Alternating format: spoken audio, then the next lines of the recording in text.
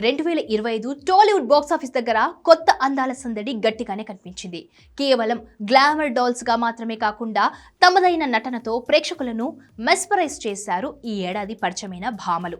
Star హీరోయిన్ల హవా నడుస్తున్న తమకంటూ ఒక ప్రత్యేకమైన గుర్తింపు తెచ్చుకుని సిల్వర్ స్క్రీన్ పై మ్యాజిక్ క్రియేట్ చేశారు.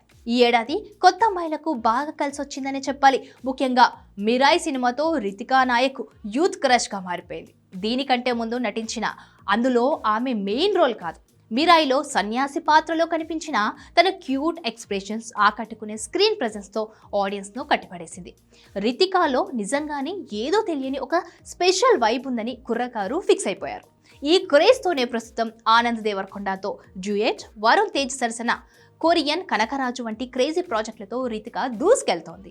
మరొక వైపు ఛాంపియన్ సినిమాతో అనస్వర రాజన్ పేరు ఇండస్ట్రీలో మారుమోగుతోంది. తన అద్భుతమైన హావభావాలతో ఈ మలయాళ కుట్టి తెలుగు ప్రేక్షకులను మాయ చేసింది. కేవలం అందంతోనే కాకుండా నటనతోనూ మెప్పించాలని నిరూపించుకోవడంతో అనస్వర డేట్స్ కోసం నిర్మాతలు క్యూ కట్టే పరిస్థితి కనిపిస్తున్నప్పటికీ 2025లో దొరికిన బెస్ట్ ఫ్రెండ్స్లో అనస్వర ఒకరిని నిస్సందేహంగా చెప్పవచ్చు. పరభాష భామలే కాదు, 2025లో తెలుగు అమ్మాయిలు కూడా తమ సత్తా చాటారు. క్రిస్మస్ కానుకగా వచ్చిన సంబాల చిత్రంతో అర్చన అయ్యర్ వెలుగులోకి వచ్చారు. ఈ చిత్తూరు అమ్మాయి ఇందులో దేవతగా తన డివైన్ లుక్ ప్లస్ నటనతో విమర్శకుల ప్రశంసలు అందుకుంది.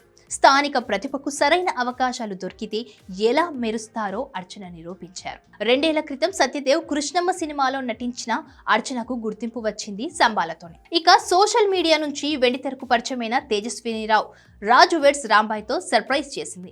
యూట్యూబ్ సెన్సేషనల్ గా ఎంట్రీ ఇచ్చి రాంబాయి పాత్రలో ఆమె పండించిన ఎమోషన్స్ థియేటర్లో కన్నీళ్లు పెట్టించాయి. మొత్తానికి 2025లో వచ్చిన ఈ కొత్త తారలు గ్లామర్, టాలెంట్ కలబోసి రాబోయే రోజుల్లో టాలీవుడ్ను ఏలే అవకాశాలు పుష్కలంగా ఉన్నాయని చెప్పక తప్పదు.